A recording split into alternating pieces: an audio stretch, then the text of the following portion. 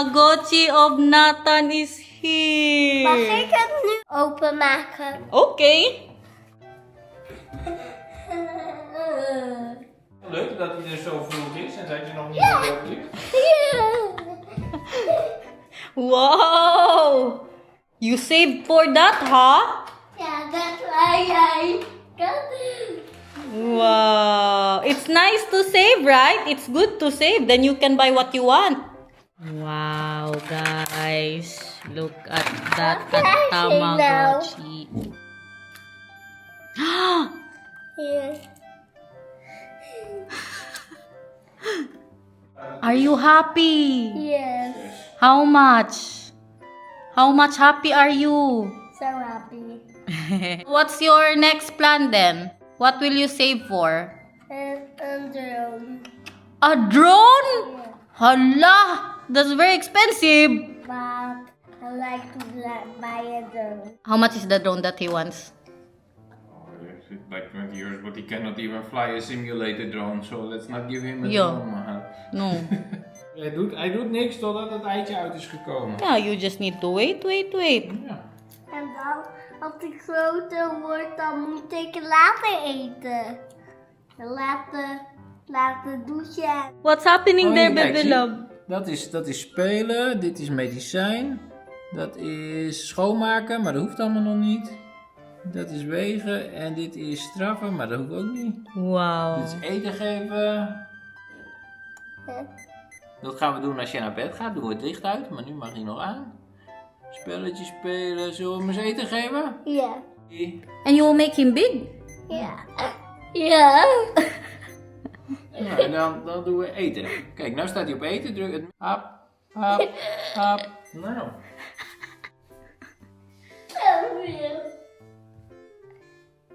Hey, hallo. What's his name? Will you give him a name or no name? You cannot give him a name. No? Okay. And later I can give him a name, but if it's baby, I cannot. Oh, okay. Guys, laban lang sa mga nararamdaman natin sa buhay. Look at that, ang natira sa aking sitaw. Kunti na lang, mag-adobo ako for breakfast. Tapos lagyan ko siya ng kunting karne. Ano na, kamusta ang buhay-buhay dyan, guys? Pangit na siya. Pwede pa siguro ito. Uy, kamahal ba yan, Ami? Pakainin niyo muna ako ha, bago tayo magmarites. Wala mantika-mantika yan. Kaya para mas healthy. Mamaya ako yan ilagay. Ang garlic pag mantika na itong karne ko. Ang karne ko, yung pang barbecue nila dito. Ayan, oh, may mga pa-herb po siya. You see that? Pang barbecue dapat yan. Wala namang iba. Juicy pa ba? Pero alam nyo, mas masarap to kung maraming mantika. Pero kaya naman, ako lang man na magkain, guys. Okay lang yan. At saka less calories na din. Kaya calorie deficit natin. Wala nang patumpik-tumpik pa. Nandiyan na ang garlic. Sitaw.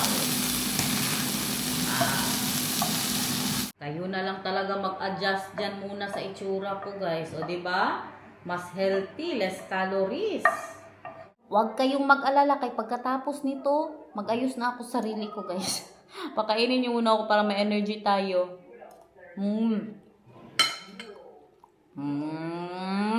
Tastes like pinas. I've got a surprise for you. You want to know? Look at my kangkong. It has roots now. Look at the roots. How will we get it enough nutrients that it will actually grow? We put it in the soil. In the soil? Yeah. We have an assignment today. Yeah. After your breakfast, so you have energy, we are going to find, like I want a wood, mahal. It's like stand pot, and then I'll put it here somewhere that I will put the kangkong, mahal. Tingnan nyo, nag-ano na siya. Oh. What? A wood. I'll show you. Okay. Tingnan nyo, guys. Nag-ano na siya, nagtubo na ng dahon. Wow, thank you everyone. To those who told me how to do it. And this one, how about this one? May mga palif na din po siya sa nodes. You know where the roots goes? In the nodes. In the nose? In the nodes. To where you got the leaves. Like that. That is the nodes. Kaya naman pala sabi ng iba na kailangan talaga damihan ang tubig na makaabot sa nodes. Ganito guys, oh. Ganyan ang gusto ko. Tapos ilagay natin dito ba? Maano man siguro yan, no? Kay malamig ba sa labas, lalo na pag winter. Diba? Kay kamahal ng 10 euros ang 1 kilo ng dito. Kangkong, nag-order na naman ako. Hayop, kamahal. Parang may gold. Look at the breakfast of my husband, guys. Bacon, cheese, and egg. Enjoy. So you want the wooden thing, right? Yeah. You want me to make that for you? Diyos ko, after 3 years pa bago matapos. Are you? I can make that 2 days. How about that something in there that the water won't come out because I need to put a lot of water inside? Yeah, you know what they do with those that you buy? They put plastic in there. We have plastic. No, they don't put just plastic. Yeah, they do. No, not just a garbage plastic, but a real plastic they put. Oh, they put real plastic. You're right. The garbage plastic is not real plastic. It's fake plastic. Okay, Mahal will buy it. You know, but what I'm thinking ba, it's 30 euros mahal. And then what I'm Yes, thinking, indeed. 30 euros Yeah. Mahal. it's 30 euros. And then, how about if it won't work? Then, you throw away 30 euros. Diyan ko siya balak ilagay, di ba? Kay maraming sun na nandito lang siya sa loob ng bahay. What can you say about that? If it won't work, you mean if it won't grow? Yeah. The kangkong. That's fine, then I'll just put herbs in there. Yeah. Because I wanted that whole garden to be a herb garden, but you did not want that. I'll have the smaller one, that's nice. One icho. Grow so I can eat you. Alam nyo, siya mismo, he is the one who told me to order the kangkong again. Even if it's very expensive. It's like you're eating a gold. Hindi pa rin. Hindi pa rin tayo nakaayos. Pakapi muna guys, pakapi muna. Ang isa busy sa cellphone niya. Because today is weekend. So Nathan can use his phone. Grabe, na-proud talaga ako sa kangkong ko guys. Kaya tiningnan ko siya ulit. Napansin ko kadami na talagang nagpubo ng mga padahon dyan. Ang tanong ko ngayon, paano ko po siya mapadami? No, feeling ko, ito, putulin ko siya. Tapos yung may nodes dito, yun din, i-ano ko din po, no. Ibabad sa tubig. Ito siya na sa mga 5 days or 4 days lang po siya. Naglabas na yung kanyang mga roots. Simulan ko na itong sarili ko. Pero naisip ko din kung putulan ko pa siya, baka may magkarol na dito tsaka ko pa makain yung kangkong na yan. Duda ako, baka sa 2027 ko pa siya maluto. Pero kay nag-order man ako ulit ng 1 kilo, yun na lang, no, hindi ko siya ubusin na pang Bicol Express ulit. Si Daniel guys, nag-request talaga siya na mag-Bicol ako ulit. Kay kasarap ng Bicol Express na lagyan ng madaming kangkong. Promise, legit ang kasarapan. I-try nyo po yan. At yan, oh. Sige, di ba last na, ano yung kay bad trip ako ngayon. Hindi na naman ako mag-ayos. Basta, di ba last na, na vlog natin, sabi ko tuloy ang kaso. Oh, hindi na tuloy ang kaso. Mamaya, abangan ang dahilan kung bakit. Yan ba, ang ibig kong sabihin, hindi pa rin nila inayos, kasuhan na sana namin sila, ang nakasira niyan, ayaw man bayaran ng nagtutulakan sila ba, ayaw din bayaran ng aming insurance, kayong dapat yung nakasira daw ang magbayad niyan. Pero tingnan nyo, kawawa naman kami. Kahit saan lang nakalagay ang mga shampoo dyan.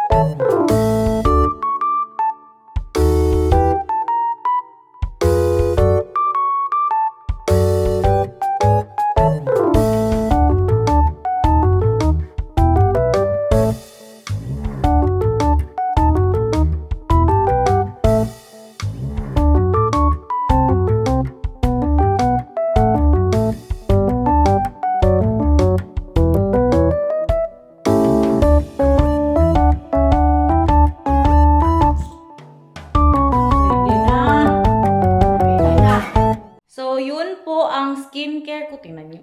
Sa umaga, iniwan pa yung mga pinggan natin dyan. Ito na nga.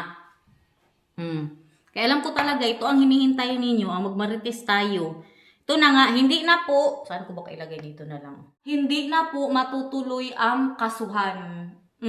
Kasi mga buwisit sila, sorry.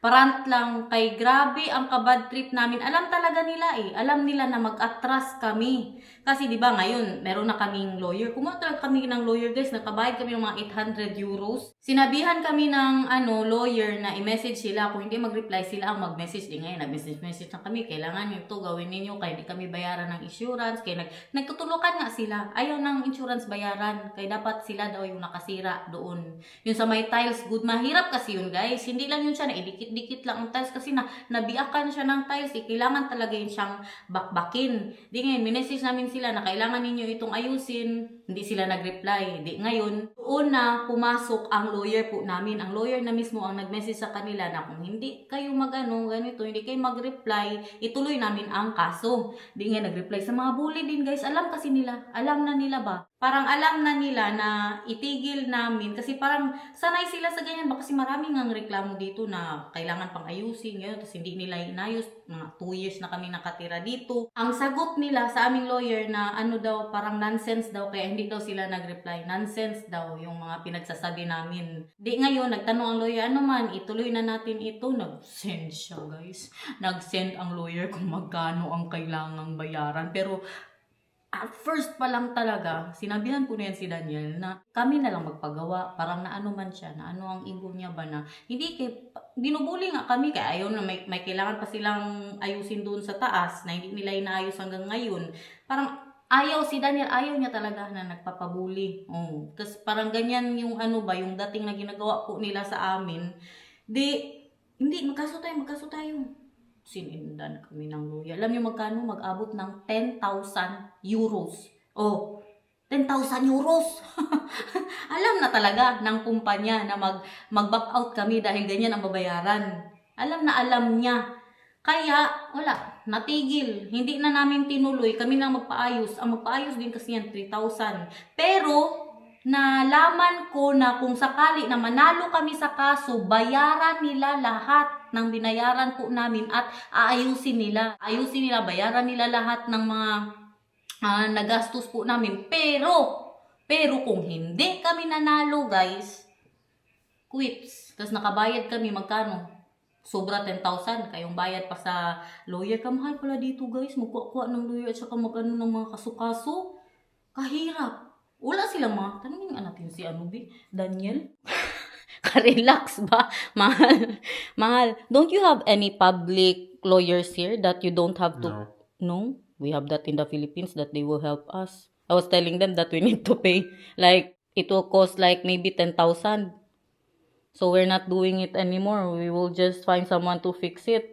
Yun lang, makabayad kami 3,000. Kaya ayaw nga nila. Ayaw talaga. Dapat nga, di ba, ang insurance ang magbayad niyan, guys.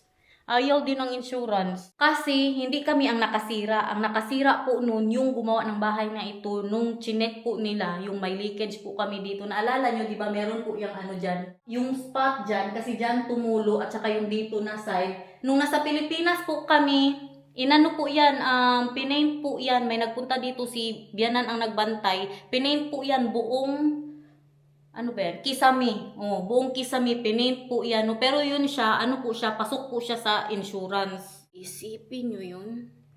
700,000 para sa lawyer. Paayos na lang namin. 3,000, ganun siguro ang magastos. Kaya magbili pa ng tiles. Tapos, yan pa. Isa pa yan sa project na kailangan namin gawin. Na hanggang ngayon, di pa kami naghahanap kung sinong makaayos dyan. 10,000 euro sa pera nila dito times 70.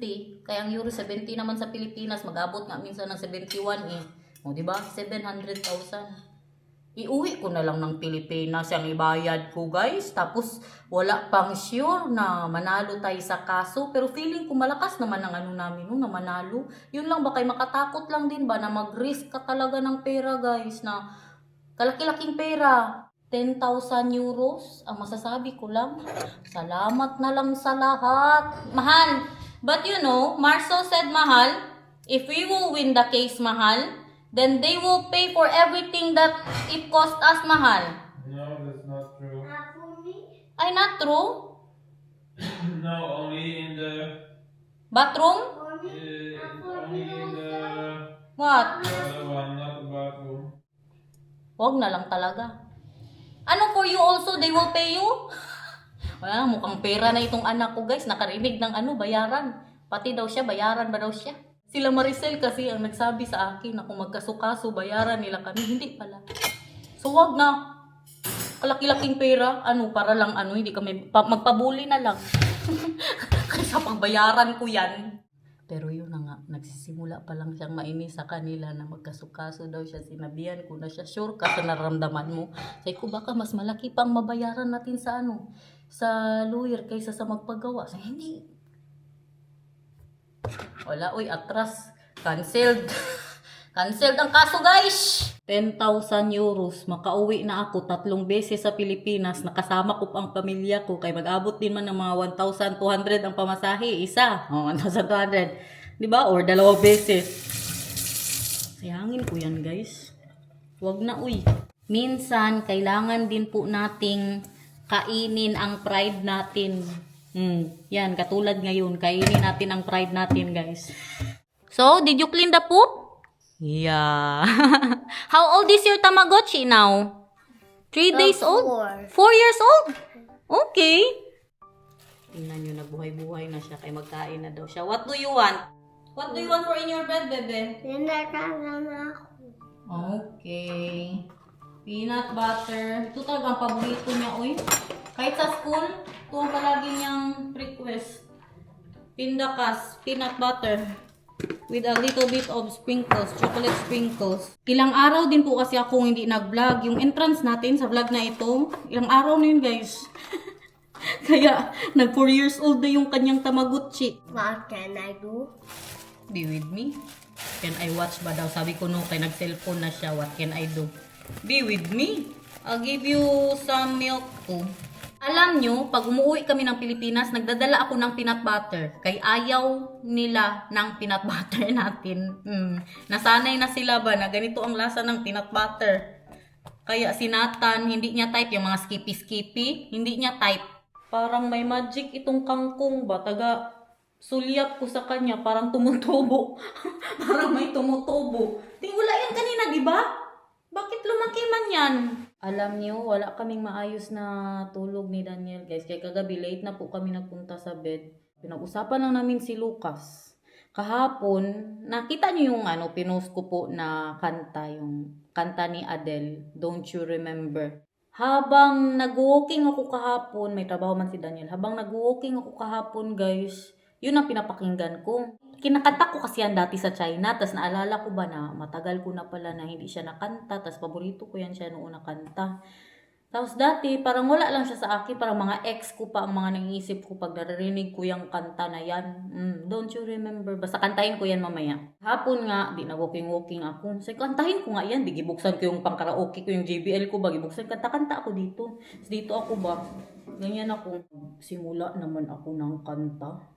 Pagkakanta ko na, guys, yung lyrics niya, ay, grabe ang iyak ko. Kay si Lucas nandito. Tingnan niyo si Lucas ngayon, Malapit na ang birthday ni Lucas, guys. Look at that. Andyan po siya ngayon. Ang kanyang kamay, ang kanyang paa, nandyan po. Tapos ito, mga bigay to sa akin ni Dianan. Buntis na nanay. Tapos yung may angel. Kaya nilagay ko po siya dito kaya para palagi po namin siyang nakikita, Di, ngayon, habang kumakanta ako, When will I see you again? Tapos bigla ako nakapasulyap kay Lucas ba? Grabe, iyak ko, guys. Hindi ko na good natapos ang kanta. Iyak lang ako. Tapos naligo ako, di na himasmasa ng kunti. Basta ngayon talaga, pag June, pag mag-birthday na siya, guys, pag mag-start ngayong June, alam niyo yung hindi namin masyadong inisip pa, pero yung isip namin mismo ang nandyan na maalala po namin si Lucas. Kahit si Nathan, masyaka na lang sa kanya, palagi siyang Lucas. Pero kantahin ko to, guys, para malaman ninyo. Dati sa ex ko lang kinakanta, pero hindi pala siya para sa mga ex lang. Para din sa sa mga anak na nawalan po ng anak, ganun. When will I see you again? You left with no goodbye, not a single word was said. No final kiss to seal any sins. I had no idea of the state we were in. I know I have a fickle heart and a bitterness and a wandering eye and a heaviness in my head. But don't you remember?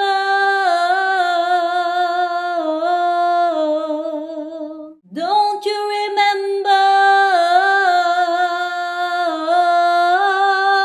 the reason you loved me